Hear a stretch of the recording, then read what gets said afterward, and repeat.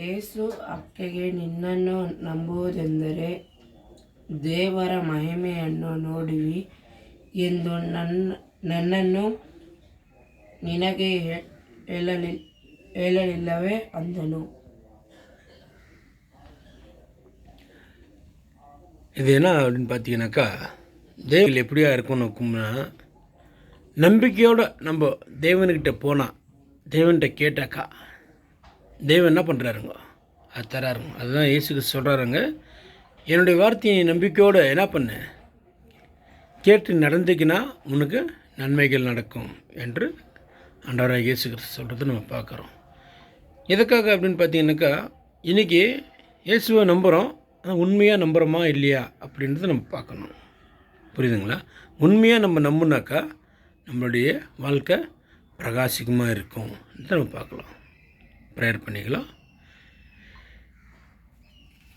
சோத்திரம் தகப்பனே, அப்பா எங்களை அதிகமாக நேசிக்கிற நல்ல பிதாவே உமக்கு சோத்திரம் தகப்பனே. இந்த நாளை கொடுத்திரப்பா உமக்கு சோத்திரம். கொடுத்த ஒவ்வொரு வார்த்தைகளுக்கு வசனத்துக்கு சோத்திரம் தகப்பனே. அப்பா உம்முடைய வார்த்தைகள் மேல் நம்பிக்கையாக இருக்கிறவன் வைக்கப்பட்டு போகிறது என்று நாங்கள் உணர்கிறோம் தகப்பனே. உம்முடைய வார்த்தைகளையும் வசனத்தையும் எங்களுக்குள் வைத்து நாங்கள் உம்முடைய மனிதனாக உமக்கு பிடித்த பிள்ளைகளாக நாங்கள் வளர்கிறதுக்கு உதவி செய்யுங்க. எங்களுடைய குறைகள் குற்றங்கள் எல்லாம் எடுத்து போட்டு எங்கள் பாவங்களை மன்னித்து எங்களுக்கு நீங்கள் இந்த பரம அளிப்பை கொடுத்துருக்கிறீங்க.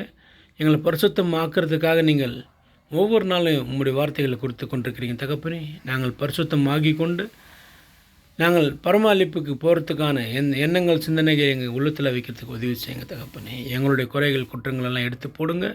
உங்களுடைய சத்திய வார்த்தையின்படி நாங்கள் நடக்கிறதுக்கு உதவி செய்யுங்க. உங்களுடைய சத்தியத்தின்படி எங்களுக்கு பாதுகாத்து வழிநடத்துங்க. நாங்கள் போகும்போது வரும்போது உங்களுடைய தூதலை அனுப்பி எங்களை பாதுகாத்து வழிநடத்துங்க தகப்பனே. உண்மை துதிக்கிறோம், ஆராதிக்கிறோம், உபயோகப்படுத்துகிறோம் சாமி. அநேக இடத்துல உங்களுடைய சத்தியத்தை பேசும்படிக்கு உம்முடைய ஆவி எங்களுக்கு கொடுத்து உம்முடைய நாமத்தின் நிமித்தம் நாங்கள் அநேக மக்களுக்கு உம்முடைய வார்த்தையை சொல்லும்படிக்கு எங்களை பலப்படுத்துங்க. எங்கள் இதயங்களை அறிந்த தேவன் நீங்கள்.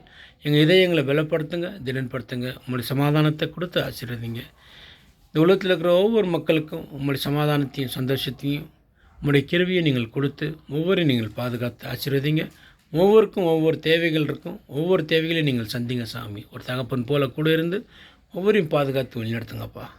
நாங்கள் ஜெபித்ததும் ஜெபிக்க மறந்தது உன் கரங்கள் ஒப்புவிடும் தகப்பனே. நீங்களே பொறுப்பேற்று பாதுகாத்து வழிநடத்திட வேண்டும் என்று எங்கள் மீட்பரும் ரட்சகரும் உம்முடைய குமாரன் இயேசு கிறிஸ்து உன்னத நாமத்தில் நாங்கள் ஜெபிக்கிறோம். ஜீவனுள்ள நல்ல பிதாவே, ஆமென். கர்த்தர் கருத்து ஜெபத்தை சொல்லுவோம். பரலோகத்திற்கு எங்கள் பிதாவே, நாமும் சித்தம் பரவல் செய்யப்படுத போல பூமியில் செய்யப்படுவதாக.